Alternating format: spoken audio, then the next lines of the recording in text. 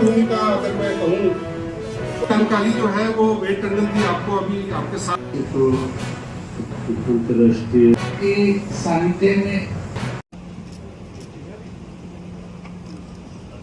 भूमिका अगर मैं कहूँ, जानकारी जो है वो वेद टंडन जी आपको अभी आपके साथ उनका स्वागत होगा या कोई भी हमारे बीच पे वीआईपी आएंगे, उनका 7 से 7:30 तक तो संबोधन होगा, महाराज श्री का आशीर्वाद मिलेगा। उसके बाद 7:30 से और 10 बजे तक लगातार रामलीला मंचन होगा और 9:50 पर हम आरती करेंगे। उस पर भी सभी लोग शामिल हो सकते हैं, अगर जितना आरती का टाइम होगा उस हिसाब से।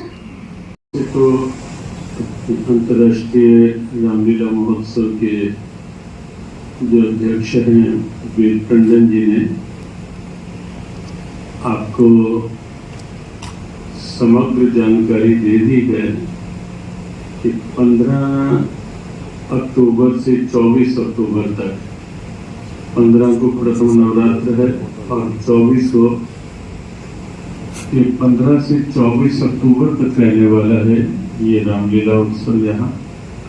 तो उसका स्वरूप कहाँ से प्रारंभ हुआ, कैसे उनको प्रेरणा मिली और उस क्रम में कैसे वो यहाँ तक कुरुक्षेत्र गीता की स्थली में पहुँचे और उनके मन का ये भाव कि अलग अलग तीर्थों में और पवित्र नदियों या सरोवरों के तट पर रामलीला का मंचन हो, ऐसे भाव के साथ उनका यहाँ कुरुक्षेत्र में रामलीला करने का निर्णय हुआ।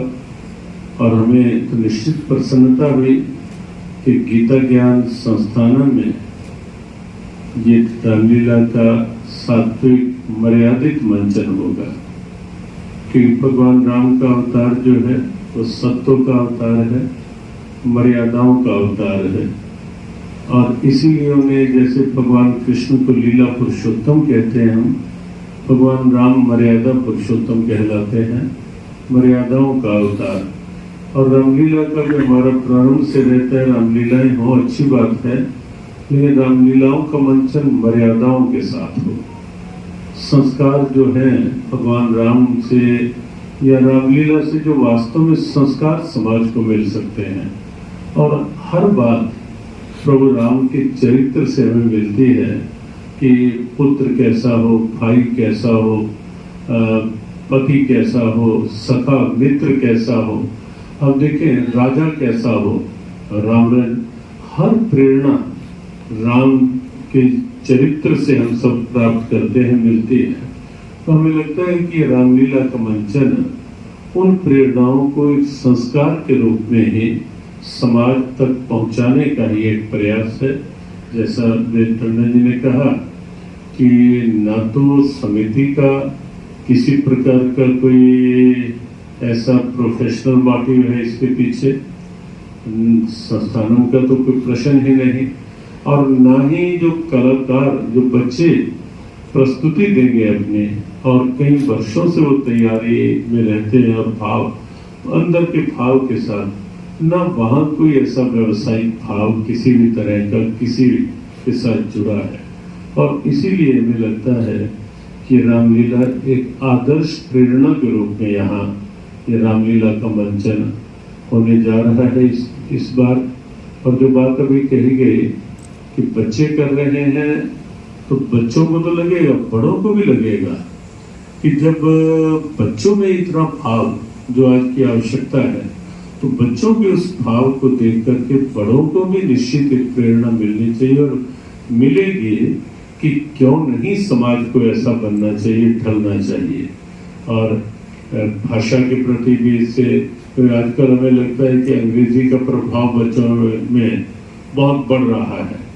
बुरा नहीं है, समय के साथ एक अंतर्राष्ट्रीय भाषा है, लेकिन अपनी मातृभाषा को भूल करके यहाँ रामलीला में बच्चों को अपनी मातृभाषा के प्रति लगाव, अपनी परंपराओं के प्रति लगाव, मर्यादाओं के प्रति लगाव, राष्ट्र अस्मिता के प्रति लगाव, ये सब उन बच्चों का के भीतर और उनके माध्यम से समाज में एक व्यापक प्रेरणा के रूप में मिलने वाला है 15 से 24 अक्टूबर को।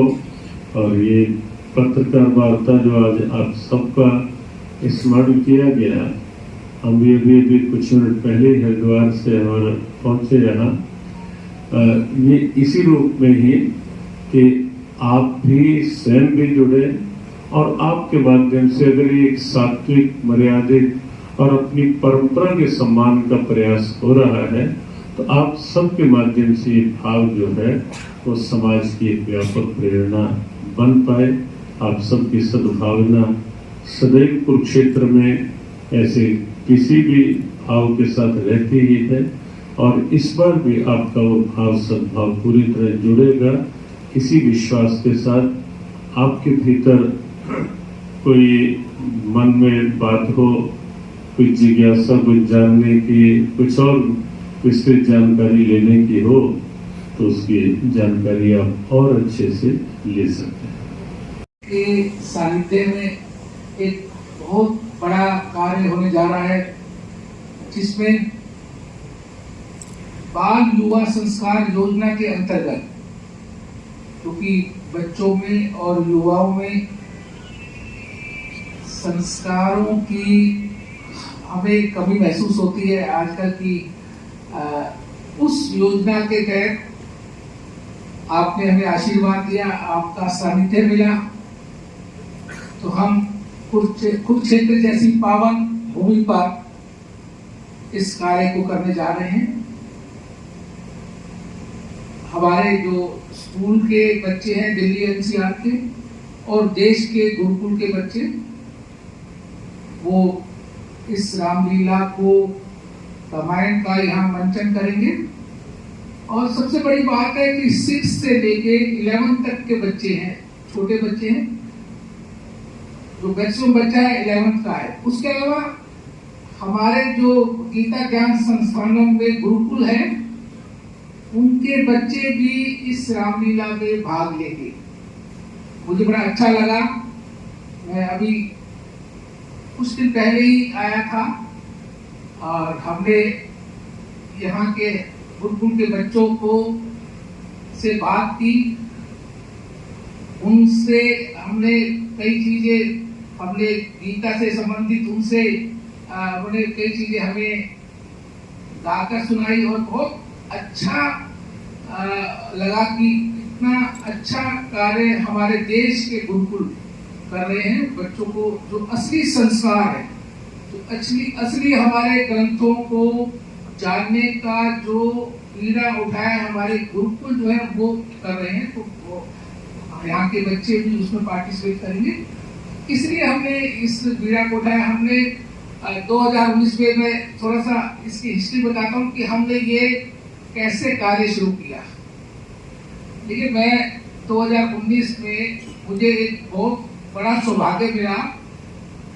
एक हमारी रामलीला होती है द्वारका में, रामलीला कमेटी द्वारका सेक्टर 10 में, वहां पर हमारे यशस्वी प्रधानमंत्री नरेंद्र मोदी जी सारी परंपराओं को छोड़कर, क्योंकि वो मैक्सिमम हमारे जितने प्रधानमंत्री राष्ट्रपति हुए हैं वो या तो लाल किले पर जितनी लीलाएं होती है उसमें जाते हैं या फिर बाहर देश के किसी उसमें दशहरा मनाते हैं। तो परंपराओं को छोड़ के प्रधानमंत्री जी हमारे मंच पर दशहरे के दिन आए और मुझे सौभाग्य मिला उनके साथ मंच शेयर करने का। वहां पर जो उनका स्वागत किया, जो उनके साथ 1 मिनट की मेरी वार्तालाप हुई, उस प्रेरणा को लेके ये अंतर्राष्ट्रीय रामलीला महोत्सव आयोजन समिति का हमने गठन किया। और हमने सबसे पहले कोविड काल में 2020 में हमारी कमेटी ने, मेरी राइट हैंड साइड पे कमेटी के हमारे वरिष्ठ सदस्य बैठे हुए हैं और हमारे मैनेजमेंट के, सीनियर मैनेजमेंट के, गीता ज्ञान संस्थान के भी हमारे वरिष्ठ लोग बैठे हुए हैं ऊपर। तो वहाँ हमने 2020 में कोविड पे हमने, जब पूरा देश घरों में बंद था,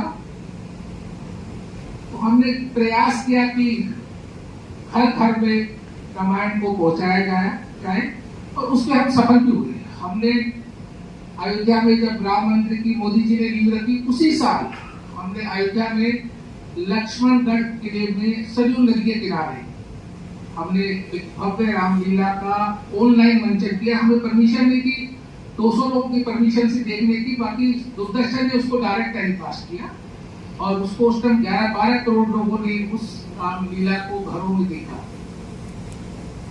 उसके बाद 2021 में हमें और उत्साह मिला और हमारा ध्येय था कि पवित्र नदियों पर और पवित्र सरोवरों के आसपास लीला को किया जाए। 2021 में जो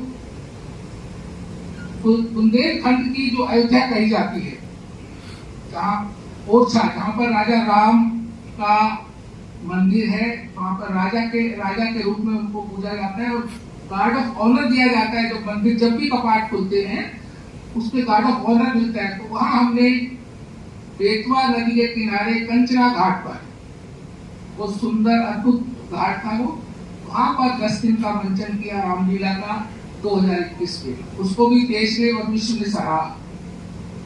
और हर बार हमारी लीलाओं में, यहाँ तो हमारे महाराज श्री की बहुत बड़ी कृपा है कि हर लीला में फॉरनर अलग अलग देशों से भी रामलीला देखने आते हैं और फोन भी आते हैं उनके, जो लाइव टेलीकास्ट कनाडा में जा रहा है या यूएसए में जा रहा है, वहां से फोन आते हैं लीला के बाद या लीला से पहले। तो उसके बाद हमने 2022 के हमारे परम पूज्य संत स्वामी चिदानंद जी ऋषिकेश में परमार्थ आश्रम में उन्होंने हमें आशीर्वाद दिया और हमने गंगा तट पर उनके आश्रम में बच्चों से, स्कूली बच्चों से, देश के और गुरुकुल के बच्चों से लीला कराई। और उसमें वो लीला कथा के साथ थी। उसमें हमारे अजय भाई जो काफी प्रसिद्ध है, विश्व प्रसिद्ध है सुंदरकांड का पाठ करने के लिए, वो उन्होंने कथा की और हमारे बच्चों ने लीला की, वो भी देश के बहुत सराहा। और मैं सोच रहा था जून में कि इस बार हम कहाँ लीला करेंगे हमारी मेरी पे। लोग पूछते हैं कि कहाँ होने वाली, मैंने कहा ये तो प्रभु को पता है या। और उसमें फिर हमें बहुत बड़ा आशीर्वाद मिला महाराज श्री जी का। इनके सानिध्य में जो अब कुरुक्षेत्र में ब्रह्म सरोवर के पास जो ये लीला होगी, ये भी बहुत आपको लगेगा कि आपको भी, एक तो बच्चे जो हैं पवित्र भाव से करते हैं।